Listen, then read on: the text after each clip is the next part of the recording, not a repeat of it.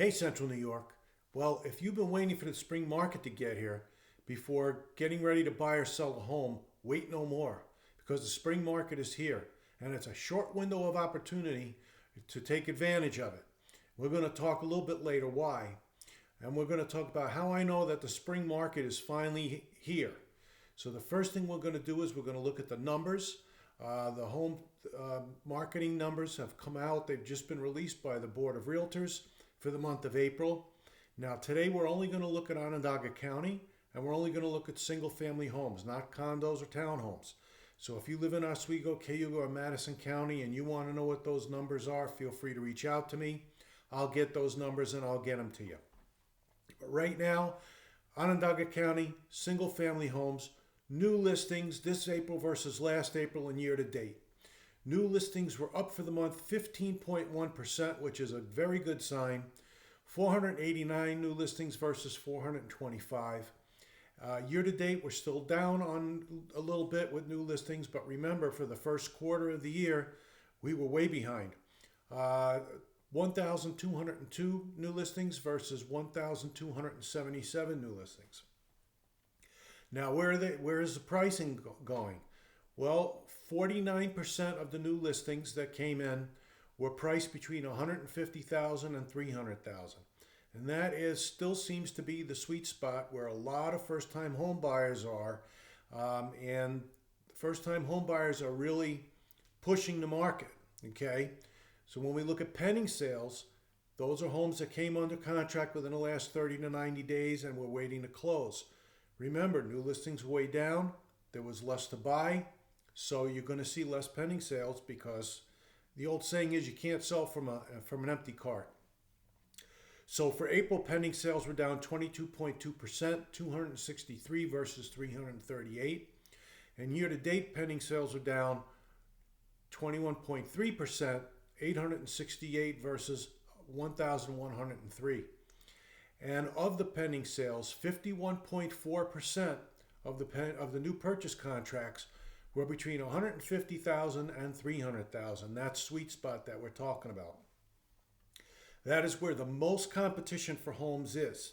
And any first-time home buyer that's been out there trying to buy a home in this past couple of years will be able to tell you that because we're still seeing a lot of multiple offers on homes in that price range. And so those homes are selling for considerably above full asking price. Closed sales were homes that successfully changed hands. For the month, we're down 26.4%, 187 versus 254. And year-to-date, closed sales are down 12.5%, 862 versus 985. So again, that was all a product of fewer new listings, right? As we said before, new listings are the fuel that drive the housing market. So those higher new listing numbers that we saw for the month of April is a good sign that moving forward, the spring market is finally upon us. Now, days on market until sale for the month was up 34.8%, 31 days on the market average versus 23. So taking a little longer for homes to go under contract. That could be because a lot of the homes are higher priced, fewer buyers in those price ranges, and so they take a little longer to sell and there's a little negotiation going on. Year to date, days on the market were up 12%, 28 days versus 25. Now, the average days on the market for homes priced between 150 and 300,000 was 13.7 days. But for homes priced 400,000 and above, the average days on the market was 36.5 days. So there you go. You know, the higher priced homes are taking a little longer to sell. In addition, you know, new construction is going to bump that number up too because you're not going to build a house for less than $500,000 in today's market, and they take longer to close. So that's going to have an effect on those numbers as well. Now, the median sale price for the month was only up 0.9%. It was pretty flat, 267,500 versus 265,000. So things may be starting to level off a little bit, with the exception of those first-time home buyer price ranges. Year to date, median sale price was up 6%, $265,000 versus $250,000. So, we're still looking at a considerable bump year to date. Now, the average sale price for the month was up 6.8%, $308,368 versus $288,636. And year to date, up 7.2%, $317,562 versus $296,237. So the prices are still going up, but at a little bit of a slower rate. And that may be because the prices have been increasing so much over the last few years that sellers are really pricing their homes at the high end right now. And they're when you get into those homes above above 400,000, there's less competition for those homes right now. So we'll see what happens.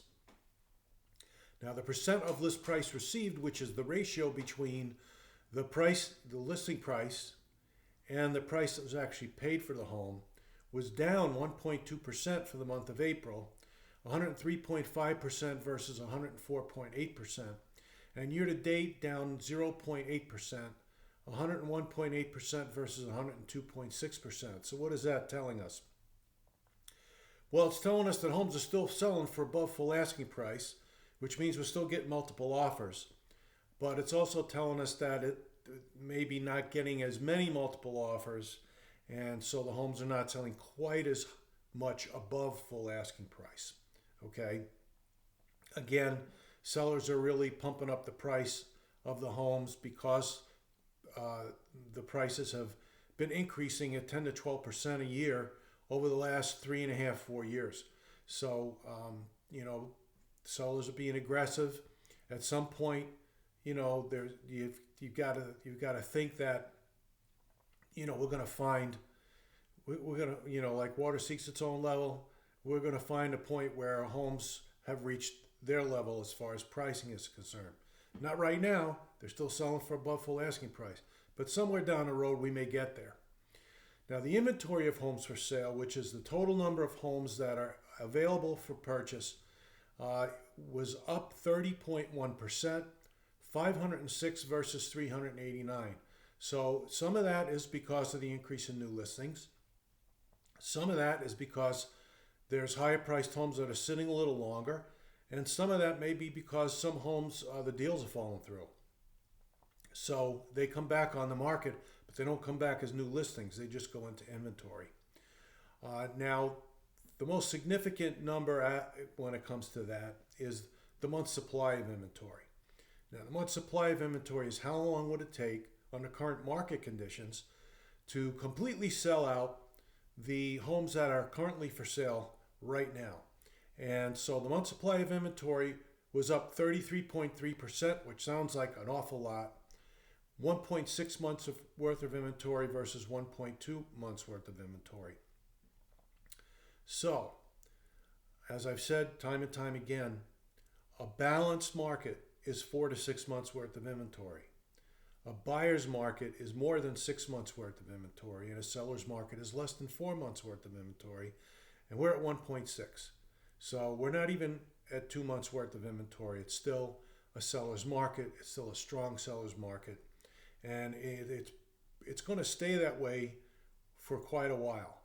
Supply and demand is what drives this thing, and the only way that the supply and demand is going to get into more balance is if a lot more homes come on the market, and hopefully the new listings in April is a sign that to come, or a lot of buyers drop out of the market and there's less demand. Those are the only two things that are going to even things off. So right now, as it has been for the last 3.5 years, it's a seller's market. Now, the Housing Affordability Index, which tells us how affordable is the median priced home for the median priced household, okay? and the Housing Affordability Index was up 5.1% for the month, which means houses were a little bit more affordable for the month. Year to date, it's pretty flat, 1.1 up 1.1%. Last year, for 2024, it was down 15.5%, and 2025 it was down 9.1%. So over time, homes have become less affordable. This past month, they're showing to be slightly more affordable as far as the median sale price home for the households with median income. And the price per square foot for homes for the month of April was $199 per square foot on average.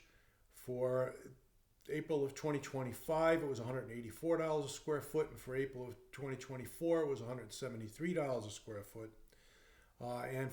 We started out this January at $190 a square foot. So as we can see, the cost per square foot is still going up. As long as the average sale price goes up, you're going to see that. As long as the cost of materials and labor to continue to go up, new homes are going to go up even more, and they are also going to have a bigger effect on that number. So there you have it.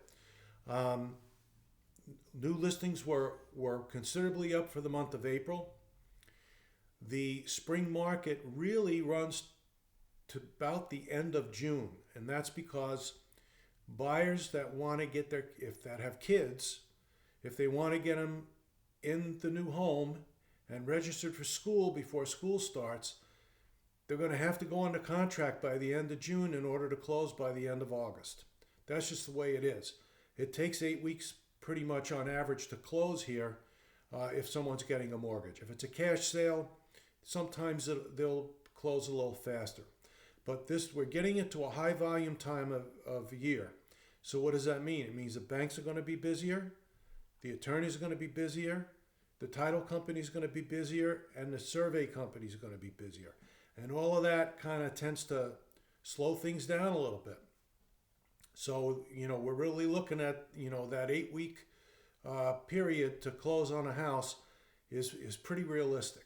So you got to keep that in mind. So having said that, if you're looking to buy a home, you got to get on it. If you're looking to sell your home and take advantage of the spring market, now's the time. Don't hesitate. If you're thinking about buying or selling a home, I've been helping people buy and sell homes in Onondaga County for 26 years. Feel free to reach out to me. We'd love to talk to you about your goals and see what we can do to make it happen. Other than that, I hope you're having a great day. I hope it gets a little warmer, and I hope to hear from you.